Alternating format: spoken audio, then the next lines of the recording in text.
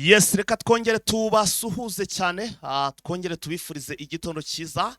Reka kandi nizere ko weekend yagenze neza cyane kuri mwebwe mwese abakunzi ba Eugene Official aho mutwumva muherereye. Tubahaye ikaze no muri iki gitondo cyo ku munsi wo kuwa mbere, turi ku itariki 18 z'ukwezi rero kwa munane, turi mu mwaka wa 2025. Birumvikana muri amakuru yacu muri iki gitondo, wowe udukurikiye uri ku mugabane wa Afrika mu bihugu bigiye bitandukanye, reka nkubwire ni ikaze. Wowe udukurikiye uri ku mugabane wa Amerika, nawe ntabwo ndibuze kukurenza ingohe. Abadukurikiye muri ku mugabane w'Uburayi, ku mugabane wa Asia n'ahandi hose mwese, reka mbabwire ni ikaze. Mwe mudukurikiye muri ahitwa za Hawaii, abari ahitwa za Texas, abitwa abantu mwese muri ubwo ndavuga harani muri bice bya za Leta Zunze Ubumwe za Amerika, abantu rero mudukurikiye muri za Chicago, ndetse we namwe muri za Michigan, mwese rwose reka mbabwire nti mukomeze kugubwa neza, nako kandi mbabwira nti rwose iyi ni ya saha musanzwe mumenyereye, tuba tugenda twiberebera cyangwa se twibera mu makuru, tubagezaho amakuru agezweho, cyane cyane ariko abagenda yibanda hariya muri burasirazuba bwa Repubulika Iharanira Demokarasi ya Kongo. Muri iki gitondo n'umuriro n'imirwano yaburamukiye ku muryango, cyangwa se imirwano yaciye ibintu. Imirwano ikaba iramutse iri kuvuza ubu hano muri Sud Kivu, aho bakubwira ko kuva ku isaha mu kanya rwose ku isaha y'isa 10:40 gutyo ziri gushyira saa 11, umuriro wari urimo uraka. M23 ikaba yagabweho ibitero mu bice bigiye bitandukanye n'izi ngabo ziri kurwana ku butegetsi bw'Kinshasa. Kugeza maginga ya mu kanya gato maze kuvugana n'umuntu uri hariya, ambwiye ko rwose ibintu byakomeye, isasu ko ari isasu, ndetse kugeza maginga ya nta uratsimbura undi, ariko imbunda nini ndetse n'into ntiwareba zibyutse ziri kuvuza ubuhuha, ndetse naho muri aya masaha rwose ngo hakaba habyutse hari kumvikana cyangwa se hari kugaragara ikirere cy'imvura. Ubwo urumva ko ni isasu iri kugenda rikora cyangwa se iri kuvuza ubuhuha. Imvura nayo ntabwo yiyoroheje habe n'aka na gato. Byose turaza kugenda tubigarukaho, ariko tuze kugaruka no mu yandi makuru agiye atandukanye. Ku munsi w'ejo M23 tukaba yatangaje itangazo rikomeye cyane, ivuga ko yasagarariwe cyangwa se iri kugabwa ibitero hano muri aka gace ka Nzibira. Izi ngabo ngo zirimo FDL n'imitwe twaje intwaro, ngo bakaba bari kugenda rwose bayigabaho ibitero. Turaza kugenda tubigarukaho, turaza kugaruka ku nkuru yatangiye guhwihwiswa mu by'ukuri, iri kuvuga ko uwitwa Corneille Nangaa ndetse n'uwitwa Joseph Kabila aba ngo bashobora kuza gupfa. Ese baraza gupfa bazize iki? Ese byavuzwe nande? Byose ntimuze gucikwa, ni muri amakuru yacu, ni muri iki kiganiro cyacu, byose tukaba turi buze kugenda tubigarukaho. Turaza kugaruka none ku rundi ruhande mu makuru yandi ari kuvugwa hano muri burasirazuba bwa Repubulika ya Demokarasi ya Kongo, aho rero M23 yashinjijwe kwica abasirikare amagana n'amagana ba FARDC. Byose tukaba turi buze kugenda rwose tubikuvira imuzi n'imuzingo. Donc amakuru dufite ni menshi cyane, reka rero dushakisha uburyo ki twayabagezaho mu buryo burambuye, turekeraho inshamake, ubundi rero rwose mutegereze, cyangwa se muduhe igihe kingana n'iminota 50, byose tujye tugenda tubibavira imuzi n'imuzingo. Hanyuma rero mbere yuko dutangira sasa ikiganiro cyacu, reba ko wakanze subscribe, ndetse ugakana no kunzogera, kugira ngo niba tugeze muri studio uzajye uba mu mbere mu kubona amakuru. Niba utarabikora hita ubikora nona, kugira nyine nawe winjire mu bantu badacikwanwa n'amakuru. Hanyuma rero mwe mwabikoze murayikinge ndetse munasharinge, uburire sasa no twimanukire muri aka kanya keza kimi ripuko. Mumeze mute? Gitondo cyaramutse nabi rwose, bitewe nuko ibice byinshi birimo imvura, ndetse ubu tuvugana n'ahandi maginga ya irimo iratonyanga, kuva amasaha y'ijoro irimo gutonyanga. Ese mwe buramutse bute? Mwaramutse mute aho ngaho muri? Hanyuma rero bitwandikire muri comment. Reka amakuru yacu tuyatangire hano muri uburasirazuba bwa Repubulika ya Demokarasi ya Kongo muri Sud Kivu, aho amakuru arimo aratugeraho avuga ko M23 yagabweho ibitero hano muri za Mwenga, aho ubu tuvugana ngo FARDC ndetse n'abambari bayo hano muri za Nyangezi ngo bagabweho ibitero, ariko saha gusa bagabweho ibitero kuko barakubwira ko no muri ibi bice bya za Mwenga hamwe M23 twa duce iherutse kwigarurira naho ngo baramukiye mu mirwano, ndetse bakavuga ko no mu bice bya twirwaneho irimo hara muri za Mikenke naho ibintu bikaba biramutse bimeze nabi, amasasu ari amasasu, abaturage baraha ngo bakaba baheze mu nzu, nta cyizere rwose cyo kuba basohoka muri izi nzu zabo cyangwa se hanze bafite. Ubu tuvugana rero nk'uko birimo kugenda bivugwa, iyi mirwano iri kuba ndetse ngo ikaba iri kugenda irangwamo na za ndege zitagira abapilote zimwe twita ngo ni drone, ndetse we na za ndege cyangwa se za mbunda zirasa mu ntera ndende dusanzwe twita ngo ni artillery. Nguko rero uko ibintu biramutse muri iki gitondo hano muri Uburasirazuba bwa Repubulika Iharanira Demokarasi ya Kongo. Ubwo rero mu masaha ari imbere turaza kugenda tubabwira icyitwa ripote ya Risase na Mageruhi, uko ibintu bimeze cyangwa se uko ibigendanye n'imirwano bimeze. Hanyuma ku rundi ruhande ku munsi w'ejo rero hano n'ubundi muri Sud Kivu, aha rero mu mujyi wa Uvira, abazarendo rero bakaba barigambye gufata ngo umusirikare wa M23 w'umunyarwanda, uyu rero nawe tukaba turi bugende tubabwira uko byari bimeze. Bakaba bamufashe rwose, baravuga bati uri umunyarwanda, yari umwana ukiri muto. Hanyuma rero bakaba bagaragaye rwose bamufashe.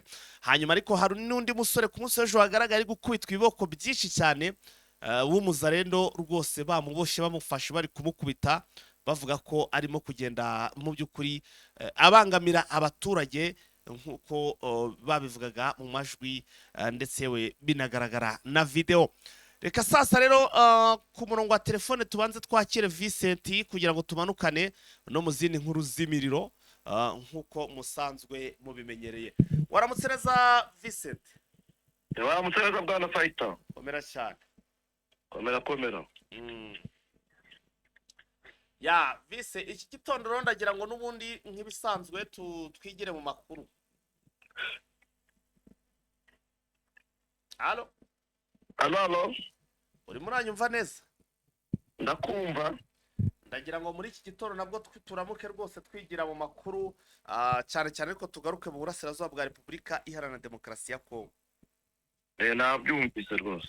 Ya Vincent, ndagira ngo amakuru yacu yo muri iki gitondo tuyahereye kuri iyi nkuru iri kuvuga ko M23 ku munsi w'ejo yavuze ko yagabweho ibitero karahabutaka mu gace ka Nzibira.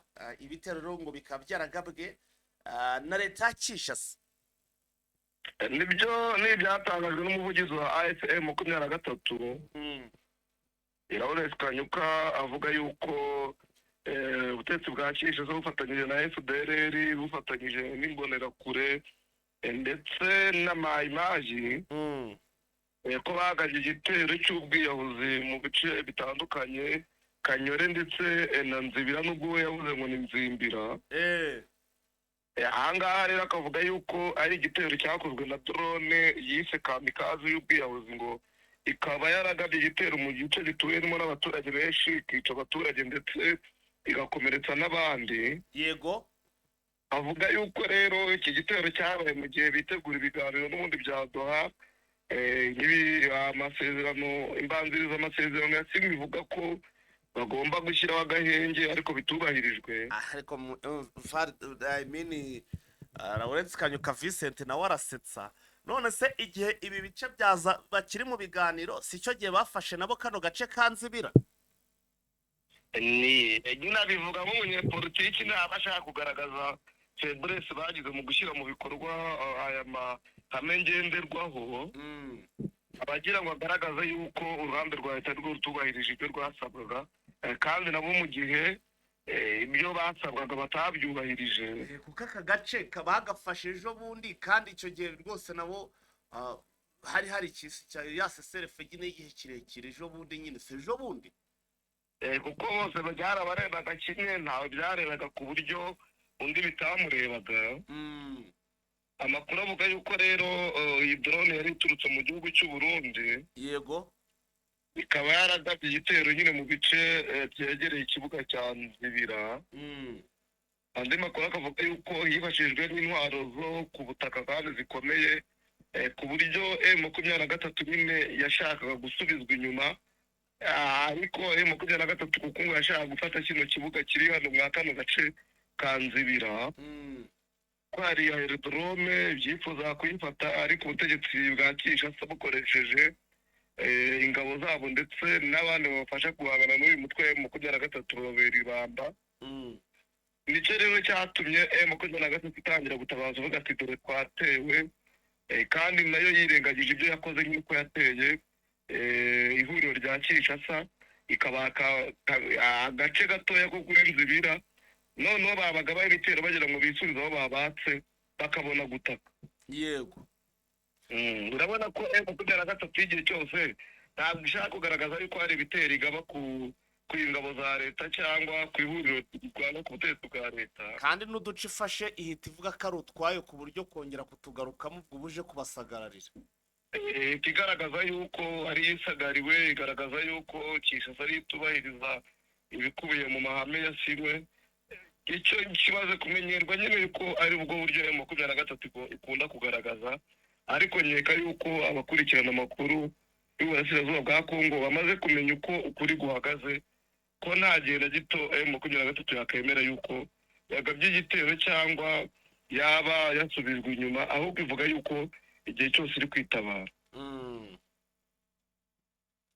None service buriya ko mbona no muri iki gitondo muri aka gace babyutse abagabaho ibitero, Lawrence Kanyuka ntacyo aratangaza. Ndabona n'ubu muri iki gitondo kuva ku isaha saa 10:50 hano n'ubundi kuri izo defense zabo babyutse bagabwo ibitero ndetse binakomeye cyane muri icyo gice. Ntacyo aratangaza kinduka, twitege yuko aza kugira icyo avuga ku mugoroba. Hanyuma vise reka tugaruke rero n'ubundi mu yandi makuru, kuko amakuru ni menshi cyane. M23 irashinjwa kwica abasirikare ba FARDC hano mu mujyi wa Goma yafashe, cyangwa se bamwe bafashwe, irashinjwa kuba yarabishe. Ndagira ngo iyi nkuru tuyigarukeho ndetse tunayisesengure, tuyigaruko tunayitindeho. Ni amakuru twabonye atangajwe na bamwe mu banyamakuru bo muri Repubulika ya Demokarasi ya Kongo ariko begamiye ku butegetsi bwa Kinshasa. Bavuze ko mu gihe ubutegetsi bwa Kinshasa bwari butsinzwe mu mujyi wa Goma, ko abasirikare ba FARDC ndetse na bamwe mu bapolisi bafashwe, ko bajyawe za Rumanga muri teritwari ya Rucuru, noneho ngo bakaba barahuye n'ibintu byinshi bibababaza, aho babetaga yuko bajyanye mu myitozo ngo kandi bari bagiye gukorerwa iyicarubozo, ngo n'abandi bakicwa. Yego. Ariko uruhande rumwe rukaba rubigaragaza mu gihe M23 yagaragaje yuko aba bagiye gutozwa ndetse no guhabwa amasomo ya gisirikare ku buryo bwimbitse kandi bwa kinyamwuga nk'uko M23 yagiye bitangaza. Ntabwo rero M23 iragira icyo bivugaho ko ibi ngibi ishinjwa byo kwica bano basirikare, ariko abangaba bivuga bakavuga yuko ngo bajyanywe kandi batigeze bagaragazwa yuko barekuwe. Ariko twarebye M23 yagiye yerekana, hari igihe yagiye isohora abasirikare ikavuga yuko harimo n'abari bari muri FARDC ndetse na bamwe mu bapolisi bari bari mu mujyi wa Goma ndetse no mu yindi mijyi yafashwe na M23 bagiye ko barangije ikosi. Yego. Dutegereje kuza kureba rero icyo M23 bivugaho, kuko abantu bamwe bagaragaje ko yaba ari propaganda yo kwangisha M23 abaturage, babereka yuko mu by'ukuri M23 nta cyiza ikora, kuba yaba yarajyanye bano basirikare ngo ikaba yarabishe ari uburyo bwa propaganda ya Kinshasa. Nubwo nta kirabivuga, ariko turebye ibyo yagiye ivuga mu bihe bitandukanye wabona ko ari propaganda iri gukorwa na bano banyamakuru. None service ntabwo bagaragaza umubare w'abasirikare baba barishwe? Ntabwo babigaragaza, ntibagaragaza abafashwe, ntibagaragaza n'abishwe. Abanyamakuru se bandikira hehe? Ntabwo babishyize mu kinyamakuru, babyanditse kuri social media. Nyine babarizwa hehe? Babarizwa mu kihe gice? ntabwo tuzi aho babarizwa ariko dukunda kubona bandika babigamiye kuri leta. barangije rero baritereka bati M23 bamwe yabakoreye yabisha urubozo abandi rabica, nyamara mu Misiri imbere twabonye bamwe bari kura bataha bajya Kinshasa. Ntabwo yavugaga bo, yavuga ngo bajyanywe Rumangabo muri Rucuru.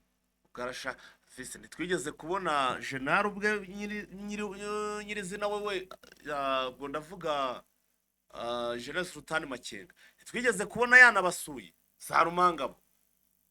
Twigeze kubona basura nyine, niho ubu ngubu yahera avuga ariko ngo bakoreshejwe ibikorwa by'iyicarubozo nk'abaha imyitozo ariko ngo igamije kubagirira nabi, ariko ntagaragaza ati imyitozo igamije kubagirira nabi ni igihe, abivuga arandumuri. Hanyuma Vise M23 yasizoye iti hazaba ibiganiro bya Doha bizashoboka ari uko hubahirijwe ibyasinwe muri Declaration de Principe. Ndagira ngo ibi nabyo tubigarukeho, ibiganiro bya Doha ndumva M23 bongeye kubigarukaho. Twabonye abantu benshi bandika yuko impande zombi zamaze kugezwaho draft y'aya masezerano, zamaze kugezwaho draft y'aya masezerano kugeza azasinywa, yaba ku ruhande rwa M23 yaba ndetse no ku ruhande rwa leta. Bagiye kongera gutumizwa se kandi ntabwo bagiye kongera gutumizwaho kubera yuko amatariki yarari yo ko bagomba kujyayo nibura bitinze ku itariki 18 2021 bikaba bamaze gushyira umukono ku masezerano. Uyu munsi bakagombye kuba bariyo kwa sasa. Guverinoma rero ya Kinshasa nabonye Patrick Mayashyira itangazo hanze bivuga yuko biteguye gusubira mu biganiro kandi ko nta kindi bashyize imbere ari uko ubusugire bw'igihugu cyabo cyubahwa. Akavuga yuko ku itegeko nshinga biteganya ko ariko bikwiye gukorwa, nta kindi kintu kindi gikwiye kuba cyitwazwa. Akagaragaza mu by'ukuri ko icyo bakeneye yaba ari ukugarura ubutegetsi mu bice byose by'igihugu, yaba ari ugushyiraho ingamba zose zo kugarura umutekano ndetse no kugarura ituze muri rubanda nk'uko Kanyuka nk'uko Patrick Mweya yabigaragaje.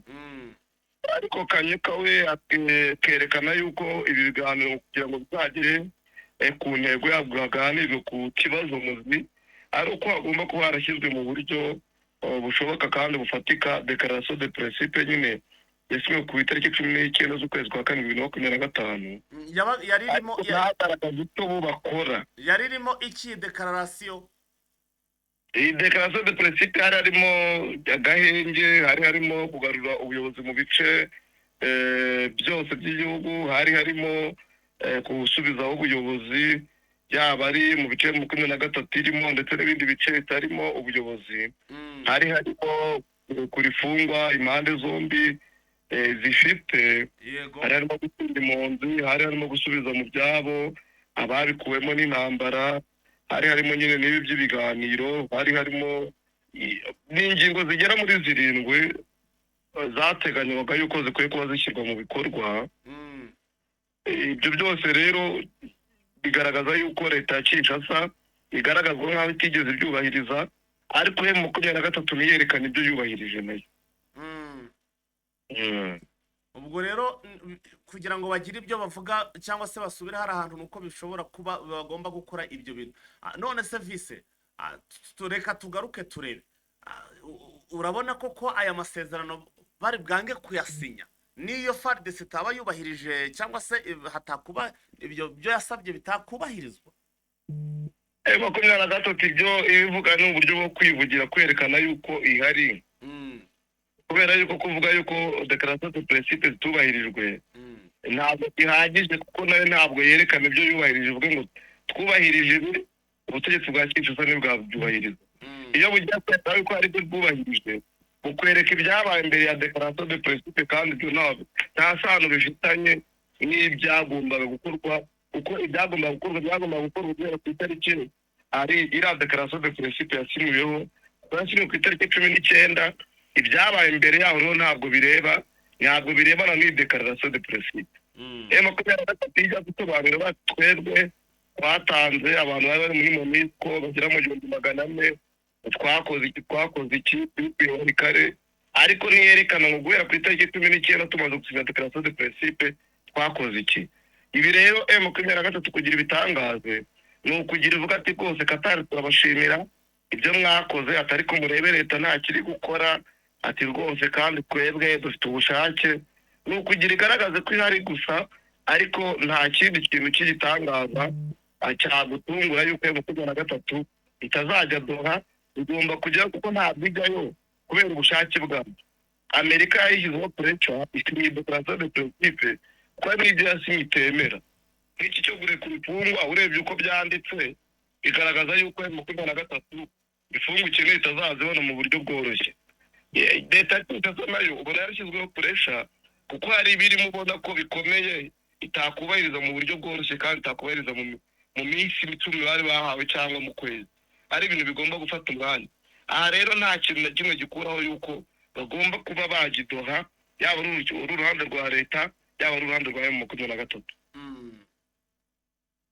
Aha, vise reka twigarukire kuri iyi nkuru mbona iri gutrendinga yabaye kimomo cyangwa se iri gucicikana kuri rezo sosiyo hano mu bice bigiye bitandukanye muri uburasirazuba bwa Repubulika Iharanira Demokarasi ya Kongo. Haravugwa ko uwitwa Nanga ndetse na Joseph Kabila aba bagabo ngo rwose vuba aha ngo bashobora kuza kuba bapfuye. Aba bagabo baricwa n'iki, bimeze bite? Ndagira ngo utubwire cyangwa se utugezeho aya makuru, iyi nkuru mu buryo burambuye. Ni ibihuha byagaragaye kuri social media byatangajwe n'umwe mu bahanuzi muri Repubulika ya Demokarasi ya Kongo bita Denireshi. Asanzwe hanura se bikaba? Ntabwo mbizi kuko ntabwo nanamuzi by'ubuhanuzi bwe, ntabwo asanzwe mbizi. Yatangaje yuko rero ngo yeretswe yuko ngo Colonel Nanga ngo agiye gupfa niba umuryango we udasenze. Agaragaza yuko kandi na Joseph Kabila wahoze ari perezida wa Repubulika ya Demokarasi ya Kongo nawe ngo agiye gupfa niba umuryango we udasenze kandi ngo nabo basembwe. Ariko wabireba ukabona ari uburyo bwa demoralization bukorwa n'ubutegetsi bwa Kinshasa kugira ngo butere ubwoba ari mu bice nyine AFC makumyabiri na gatatu ikontorora. Kubera yuko ntabwo Imana yagutuma gukura abantu umutima mu buryo bumeze gutyo. Abahanuzi nk'abo babaho. Ni ibintu tubona ko bigamije mu by'ukuri guteza intugunda mu bice AFC makumyabiri na gatatu ikontorora, none abaturage bagira ubwoba bagaragaza yuko ubutegetsi bwa AFC mu by'ukuri bugiye kubura umuntu kandi n'ababushyigikira bagiye kubura abantu. Ariko bazabaye abasesenguzi tukabimenya, aho kugira ngo bivange mu bintu bagende bavuga ibintu bidashoboka. Aba bagabo nta numwe njya mbona yagiye, ntabwo numwe ujya ku rugamba, nta numwe. Joseph Kabila kugira uzamenye naho hari biragoye, ntabwo yuko wenda umuntu rwamugezeho burya baca umugani ngo ntawe urusimbuka rwamubonye. Ariko se ubwo koko ibi bintu umuntu nk'uyu ngo arifata akabihaguruka akavuga atari uburyo bwa demoraliza umugani wawe, ubwo arabona bya bice mu zenzira mu by'ukuri byaca nko mu zenzira. Urugamba kuba baruroho kuko ibice barimo n'ibice birimo intambara kandi urugamba rurwanwa kwishi. Ashobora gukora ari kuri frontline cyangwa agakora mu bundi buryo. Urugamba kuba baruriho bo yakone nangwa urugamba ruriho ya Joseph Kabila urugamba ruriho kuko niba bari mu gice kirwanya ubutegetsi bwa Kinshasa urwo nta rugamba ruruturwo. Kuguruza rero no gupfa kw'Imana ariko yababwiye byo nje bibona nka demoralization, ntabwo mbibona mu buryo bwo kubaburira cyangwa kwerekana ibigiye kuba, n'uburyo bwo gutintege nje niko mbibona. Aha, reka twigire kuri iyi nkuru ivuga ko mu by'ukuri SG w'ishyaka rya Moise Katumbi yatumijweho i Kinshasa. Ni mu gihe Moise Katumbi amaze iminsi ari kuvuga ati njyewe ngiye gukora ibishoboka byose mpangane n'abantu bashaka gufata igihugu bakoresheje intambara cyangwa se abazaba banyuze bari kunyura mu buryo butemewe. SG we rero ngo akaba yamaze gutumizwaho i Kinshasa. Uyu yatumijweho ngo bigende bite Vincent? ni ibaruwa twabonye yanditswe na minisiteri y'umutekano w'imbere mu gihugu kwegereza ubuyobozi abaturage ndetse n'ibikorwa by'umuco yanditswe ku itariki 16 z'ukwezi kwa munani 2025 nyine yandikwa na minisitiri Shabani Ruko Bihango akaba yarayanditse nyuma y'uko habaye inama yabereye mu Bubiligi ku itariki 12 kugera ku itariki 14 ihuza abarwanashyaka ba Assemblée pour la République ishyaka rya Moise Katumbi abarahuriye mu Bubiligi bamaze guhura baraganira harimo abayobozi baserukira ishyaka ku rwego rw'Uburayi ndetse n'ibindi bihugu bitandukanye n'abo muri Kongo. Uyu munyamabanga mukuru rero w'iri shyaka yahise atumizwa mu biro by'uyu minisitiri kugira ngo atange ibisobanuro ku nama yabaye ndetse n'ibyayivugiyemo nk'uko tubona iyi baruwa kopi yayo turayifite aho bohereje ibaruwa bamenyesha madamu visi premier minisitiri ushinzwe nyine umutekano imbere mu gihugu wungirije bamenyesha minisitiri wungirije ushinzwe ibikorwa by'umuco yego bamenyesha umunyamabanga mukuru nyine w'iri shyaka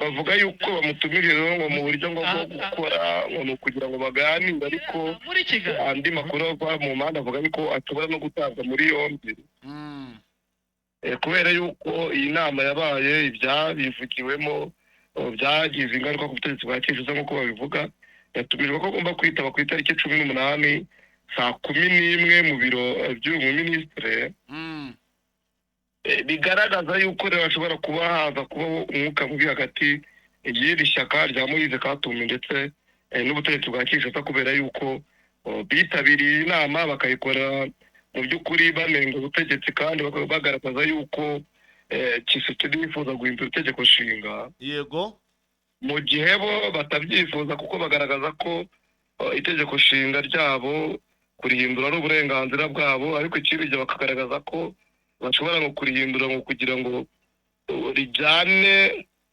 n'igihugu aho kigeze ngo ribafashe no gukemura ibibazo bafite ariko Moise Katumbi bagaragaza ko kurihindura ari uburyo bwo kugira ngo Tshisekedi asubire ku butegetsi kandi mu buryo bunyuranyije n'amategeko ubona rero ari cyo cyatumye batumiza uyu munyamabanga kugira ngo atange ibisobanuro ngo Moise Katumbi ngashaka kurihindura kugira Tshisekedi asubire ku butegetsi ntabwo ari Moise Katumbi Tshisekedi ashaka kurihindura ariko Moise Katumbi wakabyamagana ubwo rero niyo mpamvu byagenze gutyo ubona ko ishobora kuba ari imwe mu mpamvu yatumye batumira n'umunyamabanga kuko babanenze bakaba batumushaka guhindura itegeko nshinga kugira ngo Tshisekedi agume ku butegetsi kandi manda yemerewe n'itegeko nshinga ari kuzirangiza tumushaka kongera manda kandi twe tutabishaka ya ubwo rero nuko bimeze ubwo najya aho ngaho nyine ubwo turaza kumenya ikiri buze gukurikiraho mu by'ukuri reka twigire muri update vise reka twinjire muri update tujye muri wa mwanya wa update tuguhaye ikaze rero kugira ngo utugezeho update nifuza ko update zacu wazera mu gihugu cy'u Burundi bwana Vincent igihugu cy'u Burundi haracyari ibibazo bikomeye kubera ko nyuma y'uko bagize ikibazo cyo kubura esanse abantu batandukanye bari kujya bafungwa amanywa nijoro nk'ubu hafunzwe uwitwa Jean Bosco Ndayikengurukiye yahoze ari mu Rwanashyaka w'ishyaka rya CNDD-FDD nyine riri ku butegetsi ariko aza guhunga muri 2015 kubera yuko atumvikanye na Nkurunziza ku byerekeranye na manda ya gatatu yaje guhunga muri 2021 yongera arahunguka yego yaje gufungwa ariko azira gucuruza magendu ya essence rubizi yuko hari ikibazo cya essence umuntu wese ubona uburyo ayikura muri Kongo ayicuruza aje gufatwa rero arafungwa ajyanwa muri gereza nkuru ya Mpimba gereza iri Bujumbura afungwa nyine azizwa yuko ngo yaba yaracuruje essence noneho bigatuma essence ikomeza kubura urabizi ko iki gihugu cy'u Burundi kimaze hafi imyaka 5 gifite ikibazo cya essence bafite ikibazo cy'ibikomoka kuri peteroli mu mujyi ndetse n'inkengero, aho byagiye bigaragara ko bamwe mu bayobozi bakuru muri CNDD-FDD bagiye babigiramo uruhare mu kwicuruza mu buryo butemewe n'amategeko kugira ngo biyungukire cyane. Akaba yarafunzwe rero, ariko akaba twaje kubona n'andi makuru agaragaza uburyo abagwizatunga bo muri Qatar basinyanye amasezerano na leta y'u Burundi mu byerekeranye no gucuruza esanse, ko Qatar igiye kujya ibazanira esanse, ndetse bagirana n'andi masezerano mu byerekeranye n'ubucuruzi mu bintu bitandukanye ndetse n'itumanaho. Ibyo akaba ari uburyo bumwe bwagaragazwa mu buryo bwo kugira ngo bakemure kino kibazo cy'ibikomoka kuri peteroli. Ariko abantu bo benshi barimo barafungwa, abapolisi, abasivile ndetse n'abandi batandukanye. Bise tugarutse kuri ya nkuru twatangaje ku munsi w'ejo y'umwuka mubi uri hagati ya Prime Niyongabo ndetse na Perezida Evariste Ndayishimiye. Ubu kugeza ubu muri amasaha bimeze bita, abantu benshi bakeneye kumenya uko bihagaze kuri kigendanye n'uyu mwuka mubi wavugwaga hagati y'izi mpande zombi. Baracyareba nayo kubera yuko Prime Niyongabo akimara gufungura bari abasirikare n'ubu yahise abohereza muri Repubulika ya Demokarasi ya Kongo. Ariko perezida yerekana yuko atabyishimiye, bituma barebana y'ingwe nyine banapfa amabuye y'agaciro ava muri kiriya gihugu cya Kongo.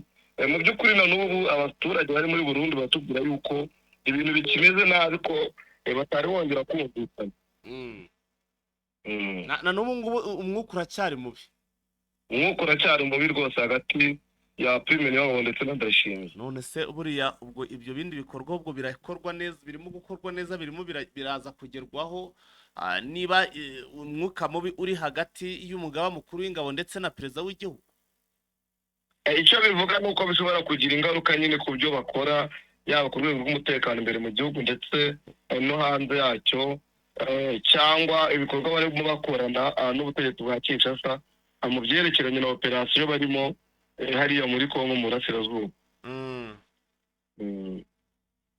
Hanyuma tubwire kuri minisitiri w'ububanyi n'amahanga w'Ububiligi Vise ngo ushobora kuba agiye kuza gusura hano muri Repubulika ya Demokarasi ya Kongo. Arasura, aragera no muri ibice biyobowe na M23, aragarukira Kinshasa, bimeze bite? Icyo yatangaje nuko agiye gusura Repubulika ya Demokarasi ya Kongo. Ntabwo yavuze ibice azageramo, niba azagera mu bice bikontororwa na M23 cyangwa azagera mu bice bikontororwa na leta gusa.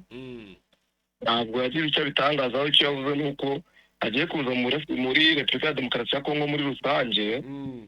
Ariko yavuze Repubulika ya Demokarasi ya Kongo bijya n'ibice bikontororwa na M23 biba birimo. Yego. Ko ashatse kuhagera ubundi M23 ntabwo yamubuza. Yahaza kandi akanasubirayo, kuko M23 ntabwo yakanga abashyitsi, nicyo nkeka. Ikindi ni uko yatangaje ko azajya muri Repubulika ya Kongo Brazzaville, kandi akajya muri Kenya na Ethiopia. Urabona agiye muri Repubulika ya Demokarasi ya Kongo nyuma y'uko hagaragaye umwuka mubi hagati Repubulika Iharanira Demokarasi ya Kongo ndetse na Kongo Brazzaville. Urabona ko Kongo Brazzaville yashinzwe kuba yarakiriye uwahoze ari perezida wa Repubulika Iharanira Demokarasi ya Kongo Bwana Joseph Kabila. Ariko Kongo Brazzaville ikabihakana, ikavuga yuko atigeze atari ko ari ibihuha. Ibyo nabyo bishobora gutuma aza kugira ngo yongere ahuze bino bihugu byombi, kandi ibihugu by'inshuti. Yego. Ukaba aje rero kugira ngo ahoshe umwuka uri hagati y'ibihugu byombi utari mwiza, noneho bongere bagendane neza, n'ibyo bapfaga babikemure. Byerekeranye rero na Kongo Brazzaville na Kongo, numva ari icyo cyari kigamijwe. Ku byerekeranye na Kongo Kinshasa ndetse n'igihugu cya Kenya, nawe urabizi yuko hari umwuka mubi guhera muri 2022. Umwuka mubi ushingiye ku byerekeranye n'abasirikare bari baje ba Kenya baje mu butumwa bwa East Africa Community, ariko bikaza kurangira Kinshasa ibahaye amabwiriza ntibayagendereho, ikabirukana. Umwuka mubi uza kuvuka igihe habaga inama ya AFM 23 itangirira muri Kenya muri 2023. Umwuka mubi uriho ubu ngubu. Iki cyumweru urabizi yuko Perezida Dr. William Ruto aherutse kugena uhagarariye inyungu za Kenya muri Repubulika ya Demokarasi ya Kongo ariko mu burasirazuba bwa Kongo mu gice gikontororwa na M23 ko yari icyicaro mu mujyi wa Goma. Ibyo nabyo bikaba bitarashimishije ubutegetsi bwa Kinshasa, bakaba bwarasabye ibisobanuro, bwarabyamaganye mu itangazo basohoye basaba yuko Kenya itanga ibisobanuro. Ibyo nibyo rero nkaba mbona Minisitiri w'Ububanyi n'Amahanga w'Ububiligi Maxime Prévost ashobora kuba aje kugira ngo n'ubundi ahoshe uyu mwuka mubi, cyane ko igihugu cy'Ububiligi gifata Kongo nk'inshuti y'akadasohoka hashingiwe ku mateka ya Kongo ndetse n'Ububiligi. Akaba aje rero kugira ngo abahuze nanone ibibazo biri hagati yabo mu bigendanye na diplomasi bibe byakemuka, kuko kuba bitangaje n'ubundi Kenya yaramaze kugaragaza yuko wabona ifite inyungu mu bice bikontororwa na M23. Yego. Kandi Kinshasa itabyemera ni ikintu kigaragaza yuko baba baje kugira ngo babaganirize none babe bakemura ibibazo bafitanye mu buryo bwumvikana. Kuba yatangaje ko agiye kuza muri Ethiopia, wari ko Ethiopia niho hari icyicaro cya Union Africaine, kandi Ethiopia ikaba ari inshuti na Kenya, ikongera inshuti n'u Rwanda.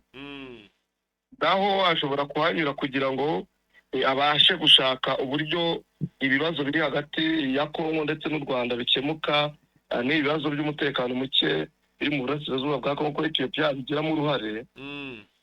Kuko n'uwahoze ari perezida w'icyo gihugu cya Ethiopia nawe ari mu bahuza bashyizweho na SADC na EAC, akabonana nawe mu buryo bwo kugira ngo ubuhuza arimo akomeye guhuza hagati ya M23 ndetse n'ubutegetsi bwa Kinshasa akomeze kubahuza, kandi abe yagira n'uruhare gukemura amakimbirane ya diplomasi ari hagati ya Kenya ndetse na Repubulika ya Demokarasi ya Kongo. Pourquoi n'u Rwanda nabyo mbibona ko ari uburyo bwaba bukoreshejwe n'iki gihugu cy'Ububiligi mu gukemura ibi bibazo. Twasimbukira muri Ituri, za Bunia hari umutwe wa Codeco, umutwe bita FPK, FRP ndetse na FRDC. Umuyobozi w'umutwe urwanya ubutegetsi bw'ine bwa Kinshasa witwa CP Thomas Lubanga yatangaje yuko iyi mitwe ifatanyije na FRDC bakomeje kugaba ibitero bikomeye ku baturage, bica abasivile, bakaviyora abagore, abakobwa ndetse bagashyira n'abana mu gisirikare. Akaba yavuze yuko ibi bikorwa bikwiye guhagarara kuko ari ibikorwa bibangamye, kuko babikora bavuga yuko bari gushaka imitwe yitwaje intwaro kandi bagamije kugirira n'abo abaturage. Mu magambo yatangaje rero Thomas Lubanga avuze yuko ibi bikorwa byamagana kandi asaba ubutegetsi bwa Kinshasa ko bukwiye kubihagarika, ko bazakomeza nabo ngo kwirwanaho ndetse no kurwana ku baturage, ariko agatangaza yirengagije mu by'ukuri ibyo bashinzwe nabo bagiye bakora mu bihe bitandukanye ko bagiye babangamira umutekano w'abaturage. Ariko nta yigeze abitangazaho, aho ku cyo yagaragaje we yagaragaje yuko ngo ubutegetsi bwa Kinshasa bukwiye guhagarika gukorana n'iyi mitwe biyitirira ko ngo bari guhosha amakimbirane barindira n'umutekano abaturage. Ariko yagaragaje ko ngo ahubwo ubutegetsi bwa Kinshasa ari bwo bukora ibintu bibuza abaturage umutekano, bagaba ibitero bafatanyije n'iyi mitwe, noneho ibisasu barasa bikica abasivile mu bihe bitandukanye. Ubutegetsi bwa Kinshasa nta kibura avuga ko ibi byatangajwe na Thomas Lubanga, ariko ikigo mu minsi yashize hatangijwe operasiyo yo kurwanya uyu mutwe wa CRP ndetse na Codeco yanze kwiyunga kuri FRDC. Kuza kureba rero icyo ubutegetsi bwa Kinshasa buza gutangaza kuri ibi byerekeranye n'ibyatangajwe n'umuyobozi w'uyu mutwe. Twakomereza muri Nord Kivu n'ubundi muri za Beni na Ituri. Yego. Biravugwa yuko ADF yongeye kwica abasivili 9 gace bita Mbimbi ni muri teritwari ya Beni nyine. bikavuga yuko batatu ari abagore abandi ari abana ndetse harimo n'umwe mu bapolisi wishwe n'uyu mutwe.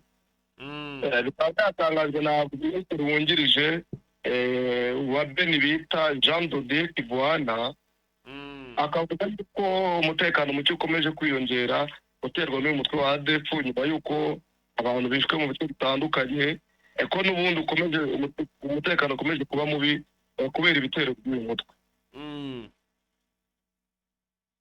Ko numva bitoroshye. Ntabwo byoroshye. ADF yakomeje gukora ibikorwa bibi mwa bino bice. Birasaba yuko leta yongera imbaraga mu buryo bwo kubungabunga umutekano w'abaturage. Ariko uyu uvuze ADF iyi Codeco yo ubuyisiga yo ubona ibyo ikora biba byoroshye. Codeco nashinja leta kubera yuko bikorana, kubera yuko igice kimwe gikorana na leta ikindi bakagishinja yuko ngo ari abagizi ba nabi.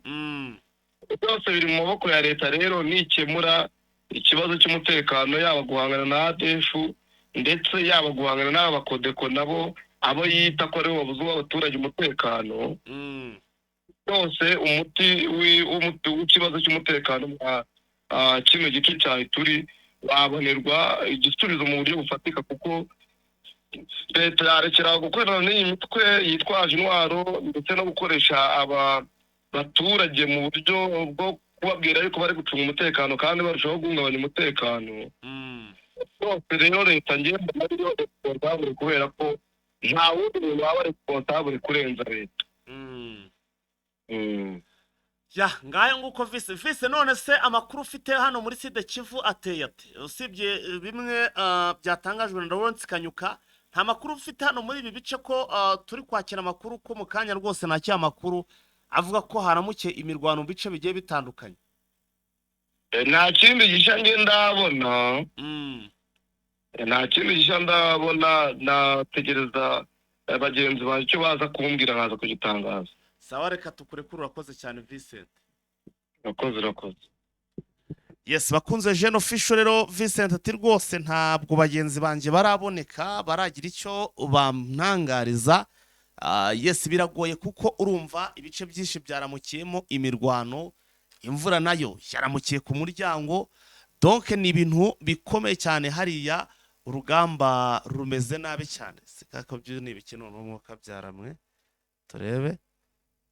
Turebe halala olala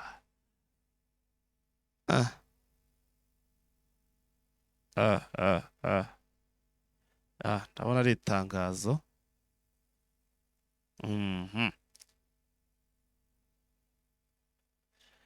Yes, bakunzi ba Jeune Official rero nimunyemerere amakuru yacu muri iki gitondo tuyahinire ahangaha, tuze kugaruka mu yandi masaha n'andi makuru ari buze kuba agizweho.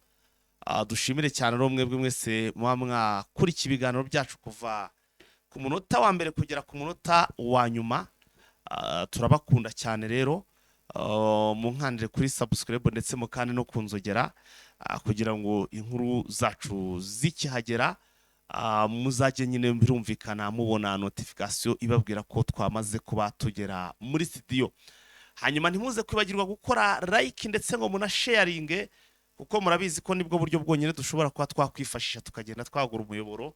Kandi kugeza amaginga rwose ndashima cyane byimaze mbikuye ku mutima uburyo ki mukomeza kugenda mubikora, kuko umusaruro wabyo ngenda nkubona rwose, ngenda nkubona uko bwije nuko bukeye uburyo ki mwamwitanze kugira ngo dukomeze kugenda cyangwa se tugenda twagura umuyoboro.